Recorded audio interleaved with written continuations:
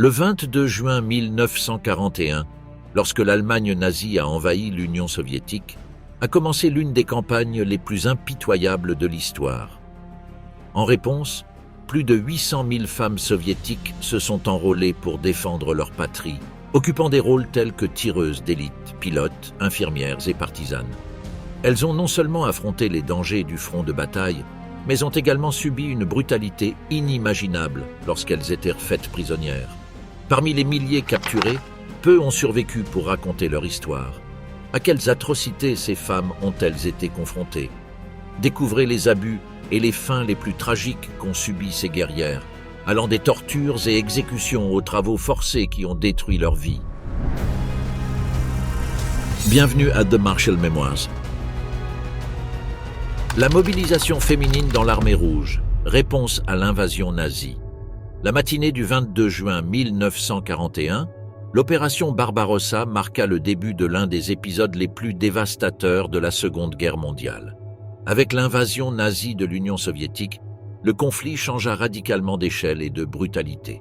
Le front oriental devint l'un des plus sanglants, avec des millions de vies perdues lors de combats prolongés.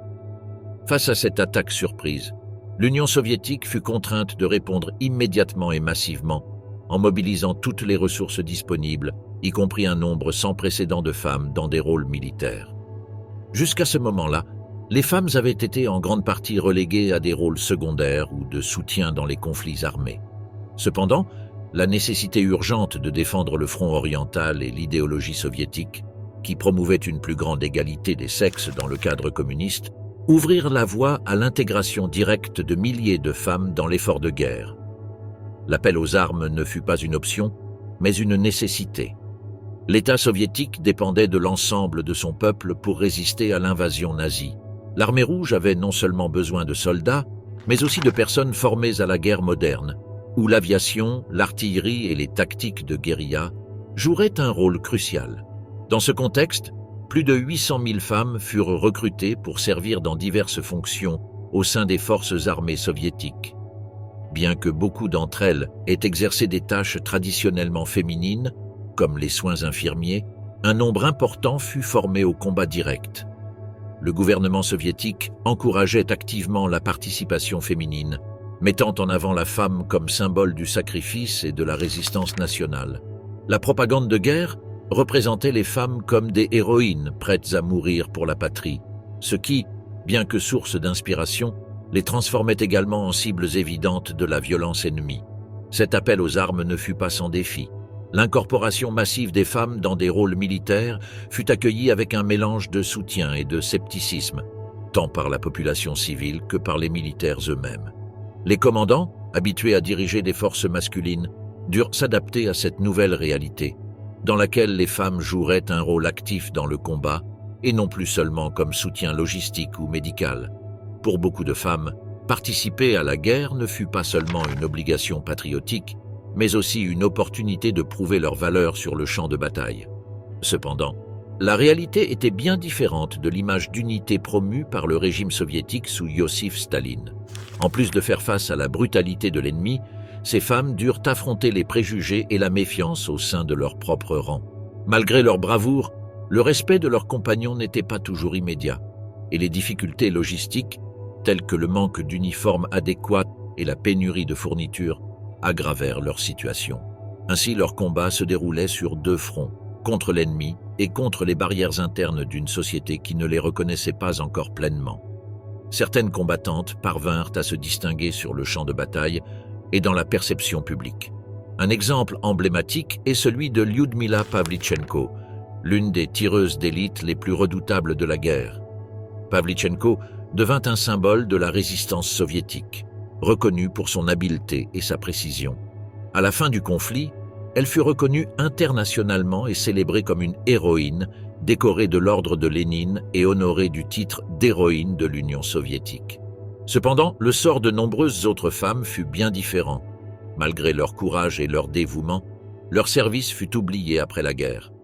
Un cas significatif est celui de Maria Vassilievna Smirnova, une pilote ayant participé à plus de 100 missions aériennes. Malgré son courage, à la fin du conflit, elle ne reçut ni le soutien ni la reconnaissance qu'elle méritait. Smirnova retourna chez elle pour faire face à une société qui ne valorisait pas sa contribution et vécut le reste de ses jours dans la pauvreté et l'anonymat. Yevdokia Zavali, la seule femme à avoir commandé un peloton d'infanterie de marine dans l'armée rouge, dut également faire face à des difficultés en revenant à la vie civile. Bien qu'elle ait participé à certaines des batailles les plus dures du conflit, Zavali ne reçut pas le soutien nécessaire pour reconstruire sa vie. Dans une interview de 1965, elle déclara « Ils avaient besoin de nous pendant la guerre, mais après la victoire, nous n'étions plus nécessaires. » Un autre exemple est celui de Nina Petrova, une tireuse d'élite vétéran qui servit jusqu'au dernier jour de la guerre. Petrova forma plus de 500 soldats, et son talent au combat fut reconnu durant le conflit. Cependant, peu après la fin de la guerre, elle mourut dans un accident sans avoir reçu les honneurs ni la reconnaissance que son service méritait. Son cas illustre le manque d'attention auquel de nombreuses vétéranes ont été confrontées après la fin de leur service militaire. Entre la vie et la mort, femmes en guerre. Avec l'avancée fulgurante de l'armée nazie à l'intérieur de l'Union soviétique, la nécessité de renforts immédiats au front devint de plus en plus évidente. La mobilisation des femmes ne fut pas seulement une décision idéologique, mais une mesure de survie. Face à l'invasion dévastatrice, le gouvernement soviétique élargit son recrutement pour inclure des milliers de femmes dans les rangs de l'armée rouge. L'Union soviétique fut pionnière dans l'intégration des femmes au combat pendant la Seconde Guerre mondiale, un fait sans précédent pour une nation de cette envergure et un reflet clair du désespoir provoqué par la guerre. Mais ce pas en avant ne se fit pas sans défi. Les premiers affrontements furent extrêmement brutaux. Les forces nazies, avançant rapidement, ne montraient aucune pitié sur leur passage. Les soldats, y compris les recrues féminines, durent faire face à une guerre moderne qui combinait des chars, de l'artillerie lourde et des bombardements aériens avec une intensité sans précédent. Pour les femmes, le champ de bataille était un environnement hostile et terrifiant. Cependant, il ne leur fut pas permis de reculer. Pour beaucoup d'entre elles, la retraite ou la reddition n'étaient pas des options viables, car elles étaient engagées non seulement dans la défense de leur pays, mais aussi dans la démonstration de leurs valeurs dans un environnement principalement masculin. Un des exemples les plus marquants de ces premières expériences au combat fut celui des tireuses d'élite. Bien que regardées avec scepticisme au début, de nombreuses femmes démontrèrent des compétences exceptionnelles en tant que tireuses. Elles furent reformées à l'utilisation des fusils de précision et envoyées au front pour éliminer des officiers et des soldats ennemis clés. Les archives historiques mentionnent que les femmes tireuses d'élite soviétiques ne furent pas seulement efficaces, mais dans certains cas, surpassèrent leurs homologues masculins par leur capacité à se déplacer furtivement et patiemment à travers les lignes ennemies. Pour ces femmes, le combat devint une occasion de prouver leur courage et leur habileté dans une guerre où l'infliction de la mort ne faisait pas de distinction de genre. L'armée soviétique intégra également les femmes dans d'autres branches, comme l'aviation. Certaines recrues devinrent pilotes et copilotes lors de missions de bombardement nocturnes, jouant un rôle crucial dans les attaques surprises contre les forces nazies. Les sorcières de la nuit, comme les appelaient les Allemands, étaient une unité de femmes aviatrices qui devint célèbre pour ses tactiques de vol silencieux et de bombardement nocturnes. Ces femmes pilotaient des avions légers, généralement d'anciens biplans en bois et en toile, ce qui les rendait extrêmement vulnérables aux tirs ennemis. Cependant, leur bravoure et leur capacité à voler sous les défenses aériennes allemandes devinrent légendaires sur le front de l'Est. Beaucoup de ces femmes démontrèrent une force psychologique et physique remarquable, endurant les terribles conditions du front, le froid extrême et la menace constante d'être abattues par des chasseurs ennemis. Leur bravoure inspira non seulement d'autres femmes à se joindre à la cause, mais prouva également que, en temps de guerre, la capacité à tuer ou à mourir ne faisait pas de distinction entre hommes et femmes. En plus des tireuses d'élite et des aviatrices, de nombreuses femmes furent affectées à des rôles plus traditionnels, comme infirmières et médecins sur le champ de bataille. Bien qu'elles ne brandissaient pas d'armes, leur travail fut tout aussi crucial sur les premières lignes de combat. Ces femmes travaillaient sous le feu ennemi, soignant les blessés et, dans de nombreux cas, mourant en tentant de sauver des vies. Le courage de ces infirmières fut reconnu tant par leurs camarades que par le haut commandement militaire, mais leur sacrifice ne fut que rarement honoré de la même manière que celui de leurs consoeurs combattantes. Les sorcières de la nuit et les tireuses d'élite. Changement dans le cours de la guerre. À mesure que la guerre progressait, le rôle des femmes dans l'armée rouge non seulement se consolidait, mais commençait à se distinguer dans des rôles clés qui auraient un impact direct sur le champ de bataille. En 1942, le recrutement de femmes atteignit son apogée et l'armée soviétique commença à les former pour des spécialités spécifiques, parmi lesquelles 2 domaines dans lesquels les femmes allaient démontrer une capacité extraordinaire, les tireuses d'élite et les aviatrices.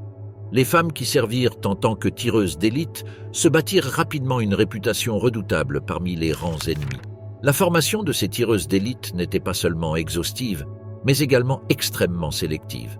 Il fallait une précision chirurgicale, une patience extrême et une stabilité psychologique à toute épreuve. Dans ce contexte émerge l'une des figures les plus emblématiques de la Seconde Guerre mondiale, Lyudmila Pavlychenko. Pavlychenko, une étudiante en histoire de Kiev, s'enrôla dans l'armée rouge après l'invasion nazie. Son habileté avec le fusil fit d'elle l'une des tireuses d'élite les plus mortelles de la guerre, avec plus de 300 victimes confirmées, y compris des officiers nazis de haut rang. Sa précision et son sang-froid sur le champ de bataille en firent une légende parmi ses camarades et une menace pour les forces allemandes. Lyudmila fut un exemple des nombreuses femmes qui, en tant que tireuses d'élite, jouèrent un rôle crucial dans les défenses soviétiques. Les tireuses d'élite n'opéraient pas seulement sur le front, mais étaient également utilisées pour des missions d'infiltration. Elles se cachaient dans des tranchées ou dans la végétation pendant des jours, attendant le moment exact pour éliminer des cibles stratégiques. Leur capacité à se déplacer sans être détectées et leur endurance face aux conditions difficiles du climat et de la guerre les rendirent indispensables. À la bataille de Stalingrad, par exemple, les tireuses d'élite contribuèrent à ralentir l'avancée allemande à des points clés, en éliminant des commandants ennemis et en semant la panique dans les rangs nazis. Cependant, derrière le succès au combat se cachait un lourd fardeau émotionnel. Les tireuses d'élite faisaient face à une pression psychologique immense. Souvent isolées, elles ne dépendaient que de leur furtivité et de leurs fusils. Les longues heures d'attente, combinées au poids de devoir tuer avec précision, firent que ces femmes développèrent un caractère dur et résilient. Toutefois, dans leurs lettres et journaux, beaucoup d'entre elles exprimaient la contradiction interne qu'elles ressentaient, la fierté de défendre leur patrie contre l'ennemi et la douleur d'être responsables de tant de vies prises. Outre Pavlychenko, d'autres tireuses d'élite soviétiques se firent un nom pendant la guerre. La jeune Nina Lobkovskaya, par exemple, commanda un peloton de tireuses d'élite lors du siège de Berlin en 1945. Son courage et son leadership marquèrent la fin de la guerre en Europe, prouvant que le rôle des tireuses d'élite fut crucial dans les dernières étapes du conflit. Pour beaucoup de ces femmes, le combat n'était pas seulement une question de patriotisme, mais aussi de survie personnelle dans une guerre qui ne faisait pas de distinction de genre lorsqu'il s'agissait de tuer ou de mourir. Alors que les tireuses d'élite opéraient principalement depuis la terre, les aviatrices portèrent leur combat dans les cieux. Un détachement spécial, connu sous le nom du 46e régiment de bombardement nocturne, se gagna le surnom redouté de « sorcières de la nuit » pour leur tactique de bombardement nocturne. Ce groupe de femmes pilotes, commandé par Marina Raskova, devint un véritable cauchemar pour les forces nazies. Les sorcières de la nuit pilotaient des avions légers et obsolètes, généralement des biplans Polikarpov Po-2 qui étaient lents et vulnérables. Cependant, leur lenteur s'avéra être un avantage, car elles pouvaient voler sous les radars ennemis et effectuer des manœuvres que d'autres avions ne pouvaient pas exécuter. Sous la couverture de l'obscurité, elles coupèrent leurs moteurs en descendant pour larguer leurs bombes sur les positions nazies, volant pratiquement en silence. D'où leur surnom. Les soldats allemands disaient que les avions se glissaient dans les airs comme des sorcières sur des balais. Les missions des sorcières de la nuit étaient extrêmement dangereuses. Les avions n'étaient pas équipés d'armement avancé, ce qui signifiait que les aviatrices ne pouvaient pas se défendre contre les chasseurs ennemis.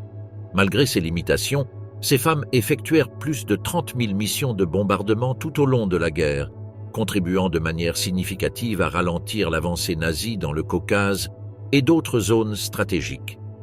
L'une des opérations les plus remarquables eut lieu dans la région de Stalingrad, où les sorcières de la nuit menèrent des attaques nocturnes contre les positions allemandes, larguant des bombes avec précision sur des dépôts de munitions et des lignes de ravitaillement. Pendant la bataille de Stalingrad, leur participation fut cruciale, car elles aidèrent à interrompre les lignes d'approvisionnement de l'armée ennemie à un moment critique de la guerre. Un autre exemple significatif fut leur incursion à Koursk, où elles effectuèrent des bombardements qui contribuèrent à la victoire soviétique dans l'une des plus grandes batailles de la guerre. Parmi les aviatrices les plus remarquables figurait Nadejda Popova, qui accomplit plus de 850 missions de combat pendant la guerre. Popova survécut à de nombreux combats aériens et devint un symbole de résistance. Son unité, avec des ressources très limitées, montra une grande habileté stratégique qui leur permit de surmonter les désavantages techniques de leurs avions. Survivre à l'horreur, traumatisme, faim et le froid à moins 30 degrés. À mesure que le conflit progressait, la vie sur le front pour les femmes soldats soviétiques acquit une brutalité propre. Contrairement aux récits de bravoure et de tactique militaire des tireuses d'élite et des aviatrices, le quotidien sur le champ de bataille se caractérisait par une dureté extrême, tant physique que psychologique. Pour les femmes combattantes, le simple fait de survivre devenait une bataille supplémentaire. La vie dans les tranchées et sur les lignes de front était marquée par des conditions extrêmement précaires. Le froid était l'un des ennemis les plus implacables, surtout pendant les rigoureux hivers russes. Les températures pouvaient descendre en dessous de moins 30 degrés Celsius, obligeant les soldats, y compris les femmes, à lutter non seulement contre l'ennemi, mais aussi contre l'hypothermie. Dans de nombreux cas, les femmes dormaient dans des abris improvisés, sans l'équipement adéquat pour se protéger du climat, car les ressources étaient rares et prioritairement destinées aux besoins immédiats de la guerre. Les statistiques montrent que pendant les hivers de 1941 et 1942, les maladies liées au froid, comme les gelures sévères, ont touché environ 20% des soldats sur les fronts soviétiques. Beaucoup de ces femmes perdirent des doigts aux mains et aux pieds à cause des gelures, et sans moyen de traitement adéquat, les infections étaient courantes. Il est rapporté que, dans certains cas, les pertes dues aux maladies dépassaient celles causées par le combat direct. Un autre grand défi pour les femmes sur le front était la nourriture. Les approvisionnements étaient limités, et la logistique dans le chaos de la guerre compliquait la distribution régulière de vivres aux soldats. Les femmes, comme leurs homologues masculins, dépendaient de rations de combat qui ne couvraient que rarement les besoins caloriques nécessaires pour supporter les exigences physiques du combat. On estime que, lors des offensives les plus intenses, comme la bataille de Stalingrad, les rations quotidiennes des soldats soviétiques furent réduites à 500 grammes de pain et une soupe légère, soit moins de la moitié de l'apport calorique recommandé pour un soldat en combat. Souvent, ces femmes devaient se contenter de ce qu'elles trouvaient sur le champ de bataille, y compris des herbes sauvages ou de petites proies capturées dans les environs. Cette faim chronique affaiblissait les troupes, affectant leur capacité à rester alertes et combatives. Le manque d'hygiène était un autre facteur qui ajoutait à la misère de la vie sur le front. Les femmes combattantes ne faisaient pas seulement face aux mêmes difficultés que les hommes en matière de conditions insalubres, mais devaient aussi gérer des problèmes spécifiques liés à leur santé féminine. Sur de nombreux fronts, il n'y avait aucun approvisionnement sanitaire adéquat, rendant les infections gynécologiques fréquentes. De plus, l'accès à l'eau potable était limité, ce qui augmentait le risque de contracter des maladies gastro-intestinales. Selon les rapports, les infections respiratoires, comme la pneumonie, et les maladies gastriques étaient fréquentes parmi les troupes, avec 30% des soldats déclarant des problèmes de santé liés au manque d'hygiène. L'un des aspects les plus déchirants pour les femmes était le fait que, au milieu de tout cela, il n'y avait pas de place pour les faiblesses. L'armée soviétique attendait d'elles le même niveau de résistance que des hommes, et toute manifestation de vulnérabilité était perçue comme un manque d'engagement envers la cause. En conséquence, beaucoup de femmes combattantes cachaient leurs douleurs et maladies, ce qui ne faisait qu'aggraver leurs souffrances. La pression physique et émotionnelle constante avait un coût psychologique immense pour les femmes sur le front. La guerre ne leur demandait pas seulement de supporter l'horreur de voir leurs camarades mourir ou être gravement blessés, mais aussi de maintenir une force mentale dans un environnement qui ne leur accordait aucun répit. Les témoignages de soldats soviétiques montrent que beaucoup d'entre elles commencèrent à souffrir de ce que l'on appelle aujourd'hui le trouble de stress post-traumatique, bien qu'à l'époque cette condition ne fut pas officiellement reconnue comme un trouble psychologique. L'un des récits les plus émouvants est celui de Zoya Kroll, Une infirmière qui, après avoir passé des mois sur le front de Stalingrad, perdit la capacité de dormir à cause des images constantes des blessés et des morts qu'elle soignait.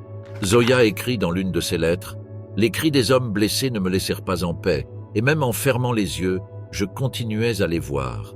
Parfois je souhaitais être celle qui tombait, juste pour ne plus entendre ces cris. » Ce genre d'expérience était courant parmi les femmes, qui, en plus de combattre, devaient assister leurs camarades blessés, témoignant de première main de la souffrance humaine sous sa forme la plus crue. L'épuisement psychologique était tel que de nombreuses combattantes souffraient de ce que les médecins de l'époque appelaient l'hystérie de guerre, une condition qui se manifestait par des crises de panique, des pleurs incontrôlables ou une paralysie temporaire due au traumatisme accumulé. Bien qu'il n'y ait pas de statistiques claires sur le nombre de femmes touchées par cette affection, on estime que plus de 15% des combattantes développèrent des symptômes de stress post-traumatique au cours du conflit. Malgré les conditions terribles, les femmes soldats développèrent un fort sens de camaraderie entre elles. Dans de nombreux cas, elles partageaient des expériences intimes et créaient des liens émotionnels qui les aidaient à surmonter la dureté de la guerre. Cette camaraderie se manifestait par de petits gestes, comme partager une partie de leur maigre ration ou prendre soin les unes des autres au milieu des batailles. Les lettres échangées entre certaines de ces femmes reflètent un profond sentiment de fraternité, un lien qui transcendait les différences politiques ou régionales. Par exemple, dans l'un des récits recueillis d'une ancienne combattante, Anna Petrenko, elle raconte comment elle et une compagne de tranchée, bien qu'elles ne se connaissaient pas auparavant, devinrent inséparables pendant les durs mois sur le front. « Elle est devenue ma sœur. Il n'y avait pas besoin de beaucoup parler, car nous savions toutes les deux qu'à la fin de la journée, nous n'avions que l'une et l'autre », écrivit Petrenko dans l'une de ses mémoires. La terreur de l'invasion. Combattante soviétique sur le front du Troisième Reich. C'est l'une des facettes les plus atroces de la guerre. À mesure que le conflit progressait et que les affrontements entre l'armée rouge et les forces du Troisième Reich s'intensifiaient, les femmes sur le front ne faisaient pas seulement face aux horreurs du combat, mais également à une violence encore plus cruelle et systématique lorsqu'elles tombaient entre les mains de l'ennemi. Pour les nazis, les femmes combattantes représentaient non seulement une menace militaire, mais aussi un défi idéologique aux normes rigides de genre qu'ils défendaient. En conséquence, le traitement à leur égard fut particulièrement brutal. Pour les dirigeants nazis et leurs soldats, les femmes soviétiques sur le front étaient vues comme une abomination idéologique. Hitler avait clairement établi que la place de la femme était à la maison, soutenant l'effort de guerre à travers le travail domestique et non sur le champ de bataille. Cette conception s'opposait à la réalité des femmes soviétiques, encouragées par le régime communiste à participer activement au combat. Ce choc entre ces visions alimentait la haine des nazis envers les femmes combattantes. Le mépris pour les femmes soldats soviétiques fut exprimé dans les discours de plusieurs officiers de haut rang du Troisième Reich, qui les décrivaient comme des bêtes communistes ou des traîtres à leur genre. Cette haine se traduisit par une politique non officielle d'extermination et de mauvais traitement, avec des exécutions sommaires et des tortures systématiques et fréquentes. À mesure que les femmes étaient capturées par les troupes nazies, leur destin était, dans la plupart des cas, la mort. Les ordres d'exécution immédiate étaient courants, surtout dans les dernières années de la guerre, lorsque la haine envers les soviétiques atteignit son apogée. Plutôt que d'être traitées comme des prisonnières de guerre, les femmes étaient perçues comme des traîtres, non seulement pour leur appartenance à l'Union soviétique, mais aussi pour avoir pris les armes. L'un des cas les plus emblématiques est celui de Zoya Kosmodemianskaya, une jeune partisane capturée par les nazis en 1941 et exécutée publiquement dans un village de Moscou. Bien que son cas soit antérieur aux événements de 1943 et 1944, il préfigure la brutalité qui serait déployée contre les femmes combattantes. Il est connu que, dans de nombreux cas, les femmes furent torturées avant d'être exécutées, et leur corps exposé publiquement comme avertissement aux autres combattantes soviétiques. Les chiffres sont effroyables. On estime que des milliers de femmes, soldats et partisanes capturées par les nazis furent exécutées sommairement sans aucun jugement. Sur le front oriental, le traitement des prisonniers de guerre était brutal en général, mais les femmes soldats soviétiques furent victimes d'une violence encore plus extrême, avec un pourcentage élevé d'exécutions immédiates. Le viol fut l'une des formes les plus atroces de violence dirigées contre les femmes capturées. Bien que le viol soit une réalité dans presque tous les conflits armés, sur le front oriental, La violence sexuelle fut utilisée par les nazis comme une tactique délibérée pour humilier et démoraliser les combattantes soviétiques. Les témoignages de survivantes et les recherches historiques révèlent que beaucoup de ces femmes furent violées en groupe avant d'être tuées, ou, dans certains cas, maintenues en vie pendant des jours pour être exploitées sexuellement par les troupes nazies. L'impact psychologique de cette violence fut dévastateur. Certaines femmes survivantes décrivirent comment, après avoir été capturées et abusées, elles souhaitaient la mort plutôt que de survivre, conscientes qu'elles ne seraient plus jamais les mêmes après un tel traumatisme. Les documents militaires de l'époque mentionnent rarement ces crimes, mais les témoignages des prisonnières libérées par l'Armée rouge racontent des horreurs indescriptibles. Bien qu'il n'existe pas de chiffres exacts sur le nombre de femmes soldats soviétiques victimes de violences sexuelles, les estimations suggèrent qu'une grande proportion de celles capturées ont connu ce sort. La violence sexuelle faisait partie intégrante du traitement inhumain que les nazis infligeaient aux femmes combattantes, l'utilisant comme une arme pour détruire moralement leurs victimes. Les femmes qui ne furent pas exécutées immédiatement furent envoyées dans des camps de prisonniers de guerre, où les conditions étaient tout aussi inhumaines. Les camps destinés aux prisonniers soviétiques étaient réputés pour leur brutalité. Et pour les femmes, les humiliations et mauvais traitements ne connaissaient pas de limite. Le taux de mortalité dans ces camps était alarmant. Les femmes prisonnières recevaient moins de nourriture et de soins médicaux que leurs homologues masculins, ce qui entraînait une mort lente par inanition ou par des maladies facilement évitables dans d'autres circonstances. L'un des témoignages les plus frappants provient de Yelena Mazanik, une partisane soviétique capturée par les nazis en 1943 et envoyée dans un camp de prisonniers en Pologne. Dans ses mémoires, Mazanik décrit comment elle et d'autres femmes étaient forcées de réaliser des travaux forcés jusqu'à l'épuisement, sous la menace constante de punitions brutales.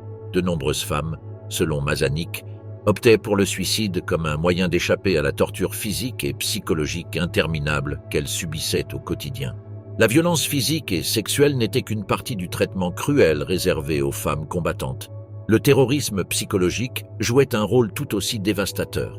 Les nazis utilisaient des tactiques de terreur, comme forcer les femmes à assister à l'exécution de leurs camarades ou les maintenir en isolement pendant de longues périodes. Cette tactique visait à briser l'esprit des prisonnières, les laissant dans un état de désespoir total. L'une des méthodes les plus inhumaines était l'humiliation publique. À plusieurs reprises, les femmes étaient exposées devant des foules, obligées à défiler nues ou dans des conditions dégradantes avant d'être exécutées. Ce type de violence symbolique visait non seulement à détruire moralement les prisonnières, mais aussi à envoyer un message de terreur à la population soviétique et aux autres combattantes.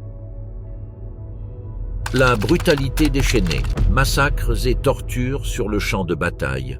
Le 24 octobre 1943, la brutalité nazie atteignit un sommet lorsque plusieurs combattantes soviétiques capturées furent exécutées sommairement près d'un petit village en Ukraine. Ce n'était qu'un des nombreux épisodes sombres où les femmes soldats et partisanes soviétiques subirent un sort impitoyable aux mains de l'armée nazie. Les exécutions de femmes capturées, accompagnées de tortures physiques et psychologiques, devinrent une pratique courante alors que les forces de l'Axe tentaient de réprimer la résistance de l'armée rouge. Le cas de Masha Bruskina est l'un des plus représentatifs du sort des femmes soviétiques. Capturée à Minsk en 1941 et exécutée le 26 octobre de la même année, son cas servit de précédent pour les exécutions de masse de femmes combattantes. Bruskina, une infirmière et partisane âgée de seulement 17 ans, fut pendue publiquement après avoir été forcée de défiler avec une pancarte indiquant « Nous sommes des traîtres à la patrie ». Bien que cet incident ait eu lieu au début de la guerre, les années 1943 et 1944 virent une augmentation notable de ce type de représailles. En ce même mois d'octobre 1943, des dizaines de femmes partisanes et soldats furent capturés à divers points du front oriental et soumises à la même brutalité. Le 24 octobre, 16 femmes combattantes soviétiques, toutes tireuses d'élite capturées dans la région de Cherkassy, furent emmenées à l'extérieur d'un petit village par une unité de la Wehrmacht. Après des jours d'interrogatoires et de tortures, ces femmes, affaiblies et terrifiées, furent exécutées sommairement, l'une après l'autre, dans des fosses communes. Un des soldats allemands présents lors de l'exécution dans un témoignage retrouvé des années plus tard, décrivit la scène comme l'un des jours les plus sombres de la guerre. La torture physique était un moyen utilisé non seulement pour obtenir des informations, mais aussi comme un acte de pure cruauté. Les méthodes incluaient des coups constants, des brûlures, et même la mutilation de parties du corps, dans le but de briser à la fois le corps et l'esprit des prisonnières. Dans certains cas, des blessures graves leur étaient infligées sans aucun traitement, avec l'idée que l'infection et la douleur finiraient par les forcer à coopérer. L'un des moyens les plus courants était la simulation de l'asphyxie, où les prisonnières étaient pendues ou étouffées à plusieurs reprises, sans que la mort ne survienne immédiatement, prolongeant ainsi leur souffrance. Ce procédé était utilisé pour obtenir des aveux, bien que de nombreuses femmes, sachant que leur destin final serait la mort, refusaient de trahir leurs camarades et préféraient endurer le supplice jusqu'à la fin. Quelques femmes réussirent à survivre à la capture et à la torture. Leurs témoignages révèlent l'étendue de la cruauté nazie et offrent une fenêtre déchirante sur ces moments. Yekaterina Zelenko, une aviatrice soviétique capturée et torturée en septembre 1943, réussit à s'échapper quelques semaines plus tard. Dans son récit, Zelenko se souvient avoir été soumise à des décharges électriques et à des viols systématiques par ses ravisseurs. « Nous n'étions pas vues comme des humaines », écrit-elle dans ses mémoires. Pour eux, nous étions des animaux qui devaient être domptés, punis pour avoir osé combattre comme des hommes. Zelenko réussit à retourner du côté soviétique, mais beaucoup de ses camarades n'eurent pas cette chance. L'un des témoignages les plus saisissants provient de Tatiana Baramzina, une tireuse d'élite soviétique capturée par les nazis en juillet 1944. Tatiana fut torturée pendant des heures avant d'être exécutée d'une balle dans la tête. Bien qu'elle n'ait pas survécu pour raconter son histoire, des recherches menées par des historiens russes détaillent comment elle fut publiquement humiliée, contrainte à creuser sa propre tombe avant d'être brutalement assassinée. Les statistiques sur le nombre de femmes soldats soviétiques capturées et exécutées varient, mais on estime qu'en 1944, plus de 5000 femmes, servant comme tireuses d'élite, aviatrices, infirmières et partisanes, furent assassinées dans des circonstances similaires à travers différents points du front oriental. Ces chiffres n'incluent pas les milliers de femmes qui périrent dans les camps de concentration, où la faim et les maladies mirent fin à leur vie lentement. L'exhibition publique des exécutions de femmes soldats soviétiques avait un but clair: démoraliser l'ennemi et semer la peur parmi les combattants. Dans plusieurs villages le long du front oriental, les corps des prisonnières étaient pendus sur les places publiques ou exposés à l'entrée des villes pour que les civils les voient. Ces scènes macabres étaient conçues pour envoyer un message explicite: ceux qui oseraient combattre contre le Reich seraient exterminés de la manière la plus cruelle possible. Sous le feu, la lutte des partisanes contre le nazisme. Le 5 novembre 1943, la résistance partisane en Union soviétique connut l'un de ses moments les plus significatifs. Ce jour-là, un groupe de femmes partisanes lança une opération de sabotage contre les forces nazies occupant un village près de Smolensk. Le contexte était déjà celui d'une guerre totale, mais dans les zones occupées, les femmes combattantes affrontaient l'ennemi non seulement lors de batailles conventionnelles, mais aussi par des tactiques de guérilla, risquant constamment leur vie dans des missions clandestines. La résistance partisane, composée d'hommes et de femmes, fut cruciale dans la lutte contre les occupants nazis. Cependant, les femmes jouèrent un rôle particulier et souvent méconnu dans ces actions, menant des opérations de sabotage, d'espionnage et de logistique, affaiblissant ainsi les forces ennemies de l'intérieur. Souvent, ces opérations étaient tout aussi dangereuses que les combats sur le front, et les femmes qui y participaient faisaient face à un risque élevé de capture et de brutales représailles nazies. L'automne de 1943 marqua un changement dans les tactiques de la résistance soviétique et les femmes partisanes furent au centre de ce changement. Elles participaient non seulement activement aux opérations de sabotage et aux attaques directes, mais prenaient également des rôles de leadership. Parmi elles se distinguait Zoya Kosmodemyanskaya, l'une des partisanes soviétiques les plus célèbres, capturée et exécutée par les nazis en novembre 1941, 2 ans avant les événements décrits dans ce chapitre. Son histoire inspira des milliers de femmes à rejoindre la lutte clandestine. Dans les semaines précédant le 5 novembre, Une opération soigneusement planifiée mena un groupe de 30 femmes à détruire une voie ferrée clé utilisée par les nazis pour transporter des fournitures. Ces opérations, connues sous le nom de chasse ferroviaire, étaient vitales pour affaiblir l'infrastructure logistique allemande. Les nazis dépendaient des trains pour maintenir leur ligne de ravitaillement, et les partisans, hommes et femmes, savaient que détruire les voies ferrées pouvait ralentir l'avance ennemie. Olga Fedoseeva, l'une des dirigeantes de l'opération du 5 novembre, laissa un récit détaillé de la mission. Dans son journal, elle décrit comment, sous la couverture de la nuit, elle et son groupe marchèrent sur des kilomètres à travers les bois, transportant des explosifs devant être placés à des points stratégiques des voies. « Le silence était total », écrit-elle. « Nous savions qu'un seul bruit pouvait alerter les Allemands et signifier notre mort à toutes. Les partisanes ne portaient ni uniforme ni insigne pour ne pas être identifiées en cas de capture.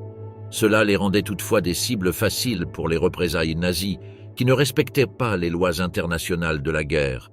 Le sabotage était l'une des armes les plus efficaces de la résistance partisane et les femmes y jouaient un rôle crucial.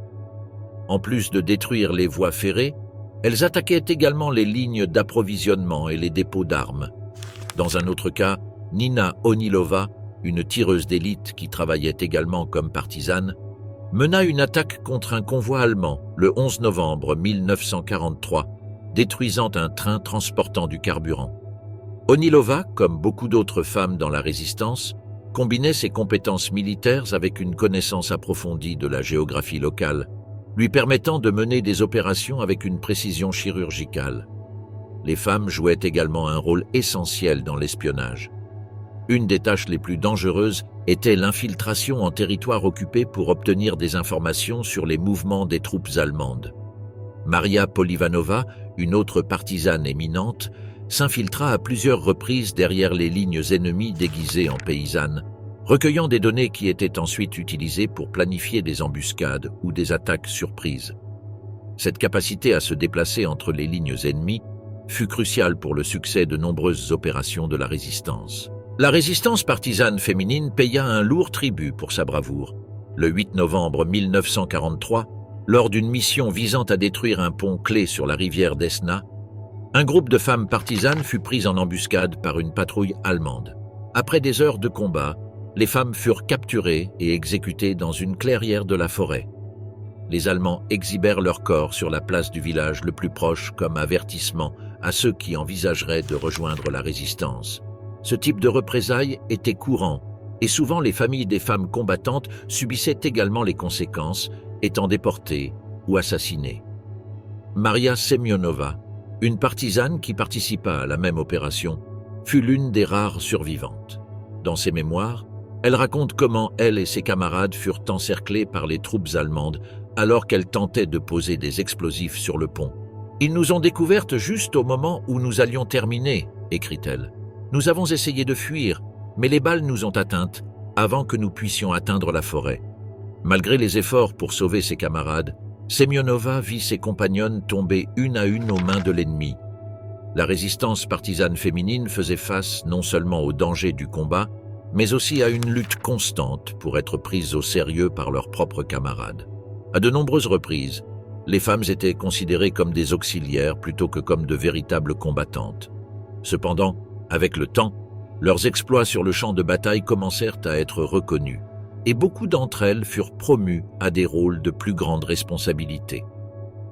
L'un des épisodes les plus émouvants de cette étape de la guerre eut lieu le 15 novembre 1943, lorsqu'un groupe de femmes partisanes, dirigé par Vera Koruzaya, lança une offensive contre un détachement allemand dans les forêts de Biélorussie. Koruzaya, une communiste engagée, avait organisé les femmes pour mener une série d'attaques coordonnées. Cependant, après avoir été capturée, elle fut torturée et exécutée par les forces allemandes. Son sacrifice, ainsi que celui de nombreuses autres, devint un symbole de l'engagement absolu des femmes soviétiques dans la lutte contre le nazisme. De nombreuses femmes soviétiques rejoignirent la résistance partisane, affrontant non seulement l'armée nazie, mais aussi les attentes traditionnelles que la société leur avait imposées avant la guerre. On estime que plus de 28 000 femmes ont combattu et collaboré dans la résistance, accomplissant des missions qui, dans de nombreux cas, ont changé le cours de leur vie. À la fin de 1943, le sacrifice de ces femmes commença à influencer le cours de la guerre, affaiblissant les forces allemandes et accélérant leur retraite du front oriental. Témoins du sacrifice, médecins et infirmières au bord du désespoir. Dès le début de l'invasion nazie, le conflit ne se définit pas seulement par les batailles sur le front, mais aussi par l'effort implacable des femmes qui se sont engagées comme médecins et infirmières dans des conditions extrêmes. Au fur et à mesure que les combats s'intensifiaient, les pertes parmi les troupes soviétiques augmentaient, nécessitant une réponse médicale rapide et efficace. Cependant, les femmes ne furent pas seulement un soutien. Beaucoup d'entre elles devinrent la première ligne de défense pour les soldats blessés et leur contribution fut vitale dans l'effort de guerre. Au début de la guerre, le système de santé soviétique fut submergé. Les chiffres étaient dévastateurs. On estime que dans les premiers mois de la guerre, l'armée rouge subit plus de 700 000 pertes, ce qui nécessita une réponse médicale immédiate. Les femmes commencèrent à s'enrôler massivement dans les hôpitaux militaires et comme personnel ambulancier. En 1941, le gouvernement soviétique créa le corps des infirmières de combat, où de nombreuses femmes reçurent une formation spécialisée pour soigner les blessés sur le front. Les médecins et infirmières faisaient face à des défis uniques. Non seulement elles devaient faire face à la pénurie de fournitures médicales et aux conditions inhumaines des hôpitaux de campagne, mais elles étaient également confrontées au danger constant d'être attaquées. Les infirmières travaillant en première ligne, comme Lyudmila Mikhailova, risquaient souvent d'être touchées par des tirs d'artillerie tout en soignant les soldats. Mikhailova, qui servit sur le front de Stalingrad, raconta dans ses mémoires que chaque jour était une lutte pour sauver des vies, mais aussi une lutte pour notre propre survie. Les hôpitaux de campagne, où travaillaient les infirmières, étaient souvent situés près de la ligne de front et manquaient des conditions d'hygiène minimales nécessaires pour traiter les patients. L'afflux massif de blessés était accablant et le personnel médical luttait pour maintenir un niveau de soins au milieu de la désolation. Les infirmières travaillaient des journées de 12 heures ou plus, souvent dans des conditions de froid extrême ou sous des bombardements. Les statistiques sont révélatrices. Pendant la bataille de Stalingrad, plus de 40 000 soldats soviétiques furent soignés dans des hôpitaux de campagne, dont beaucoup étaient gérés presque exclusivement par des femmes. Les infirmières et médecins étaient responsables non seulement de la réalisation d'opérations chirurgicales, mais aussi de l'organisation logistique des soins aux blessés, de l'approvisionnement en sang jusqu'au transport des patients. Valentina Sherbakova, une autre infirmière émérite, travailla en première ligne et participa à l'évacuation des soldats blessés. Elle se souvint lors d'une interview: « Il n'y avait pas de place pour la peur. Quand quelqu'un appelait à l'aide, je ne pouvais pas hésiter. C'était mon devoir. » Lors d'un bombardement, Sherbakova prit le risque de pénétrer dans un bâtiment en feu pour sauver un groupe de soldats piégés. « Je savais que cela pouvait être la dernière fois que je le ferais, mais je n'ai pas réfléchi. Il dépendait de moi. » Le sacrifice de ces femmes fut immense.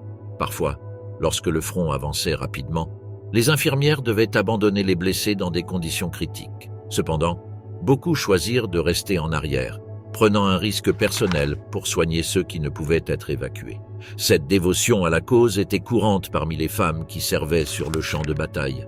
La contribution des femmes en tant que médecins fut tout aussi significative. Une figure marquante fut le docteur Yevdokia Zavali, qui devint l'une des premières chirurgiennes de combat.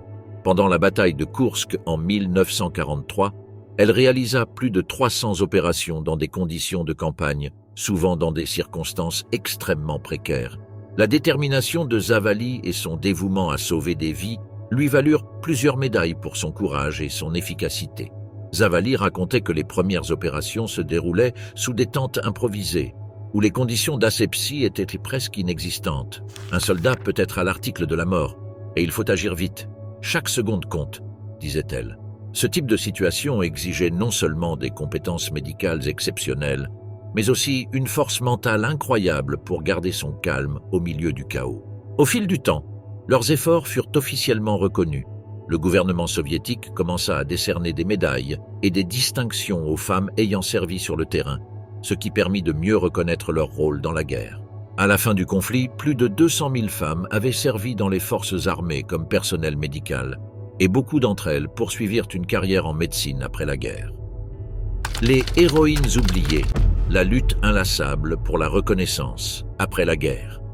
Après la fin de la Seconde Guerre mondiale, en mai de 1945, l'Union soviétique a émergé comme l'une des nations victorieuses, bien que le coût humain de la guerre ait été dévastateur. Des millions de vies ont été perdues, et de nombreuses femmes qui ont combattu au front ont dû affronter une nouvelle bataille, celle de la reconnaissance de leurs sacrifices. À mesure que la société se concentrait sur la reconstruction, les contributions des femmes dans le conflit ont commencé à être marginalisées. Le retour à la vie civile fut compliqué pour de nombreuses anciennes combattantes. Tandis que les hommes revenant du front étaient accueillis en héros, les femmes faisaient souvent face à l'oubli. La propagande soviétique glorifiait le soldat masculin, reléguant les femmes à un rôle secondaire dans le récit de la guerre. Celles qui avaient servi comme combattantes, médecins ou infirmières, ont été contraintes de revenir à des rôles traditionnels dans la société. En décembre de 1943, le village de Gomel, en Biélorussie, fut le théâtre d'une démonstration brutale de pouvoir nazi. 10 femmes partisanes furent pendues sur la place centrale, et leurs corps restèrent exposés pendant plusieurs jours pour que les habitants, forcés de passer devant, n'oublient pas le message. Le commandant nazi en charge voulait que cette cruauté serve de mise en garde claire à ceux qui envisageraient de rejoindre la résistance. La perception que la guerre était un domaine masculin limitait leur réintégration dans les sphères professionnelles et sociales. La commission de la femme soviétique, établie après la guerre, tenta de s'attaquer à certaines de ces questions, bien qu'elle se concentrât davantage sur le bien-être des familles que sur la reconnaissance des expériences des femmes au front.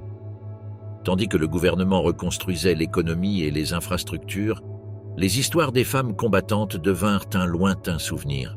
En plus du manque de reconnaissance, de nombreuses femmes ayant participé à la guerre ont été confrontées à des stigmates. La guerre a laissé des cicatrices physiques et psychologiques. De nombreuses anciennes combattantes souffraient de troubles de stress post-traumatique, une condition peu comprise à l'époque. Les expériences traumatisantes et le traitement reçu en tant que prisonnières de guerre ont laissé des marques souvent indicibles. Cela a engendré un cycle de silence où les femmes préféraient cacher leurs expériences par crainte de ne pas être comprises. Dans les années suivant la guerre, certaines femmes ont tenté de raconter leurs histoires. Des publications périodiques et des magazines ont commencé à inclure des récits d'anciennes combattantes, bien que ces récits fussent souvent superficiels et manquaient de profondeur. Malgré certains efforts pour documenter leurs expériences, de nombreuses contributions significatives des femmes dans la guerre continuaient d'être ignorées dans le récit historique officiel.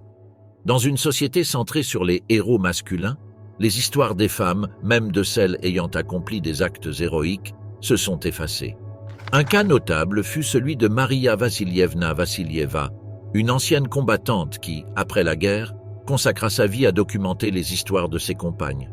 Dans son livre « Les guerrières de la patrie », Vassilieva narra les contributions de centaines de femmes, mais la publication fut ignorée par des éditeurs peu enclins à reconnaître le rôle vital des femmes dans la guerre. Malgré ces efforts, ces récits furent en grande partie perdus pour l'histoire. Avec le temps, le récit historique a lentement commencé à évoluer. Dans les années 1960, des historiens et des militants ont entrepris des efforts pour récupérer les histoires des femmes pendant la guerre. Avec la déstalinisation et l'ouverture des archives, les contributions des femmes au conflit ont commencé à être visibles. Cependant, la reconnaissance complète n'est arrivée que bien plus tard. À partir de 1970, plusieurs anciennes combattantes ont commencé à recevoir des décorations et des reconnaissances qui leur avaient été initialement refusées. En 1975, pendant l'année internationale de la femme, des événements et des expositions ont été organisés en Union soviétique pour mettre en avant le rôle des femmes dans la guerre. Néanmoins, il restait un vide dans le récit officiel qui continuait de privilégier les histoires masculines. De nombreuses anciennes combattantes ont continué à se battre pour leur mémoire, formant des groupes de soutien et participant à des conférences pour raconter leurs expériences. Au fil des années, l'héritage des femmes ayant servi pendant la Seconde Guerre mondiale a acquis une nouvelle signification. La reconnaissance de leur rôle a inspiré les nouvelles générations à valoriser et à se souvenir de l'histoire de ces guerrières. Aujourd'hui, de nombreuses de leurs histoires sont étudiées et intégrées dans les manuels scolaires. L'importance de se souvenir de leurs contributions réside dans la justice historique et dans la pertinence de leur lutte dans le contexte des droits des femmes aujourd'hui. La reconnaissance des femmes dans la guerre a influencé le discours sur l'égalité des sexes et a conduit à une plus grande acceptation des femmes dans les rôles de combat et de leadership. Les histoires des femmes soviétiques ayant combattu pendant la Seconde Guerre mondiale font partie intégrante de la mémoire collective de la guerre. Leur courage, leur sacrifice et leur contribution dans un contexte d'adversité extrême offrent des leçons significatives pour le monde contemporain. À mesure que les sociétés font face aux défis de la violence de genre et de l'égalité des droits, il est crucial de réfléchir à l'héritage laissé par ces femmes.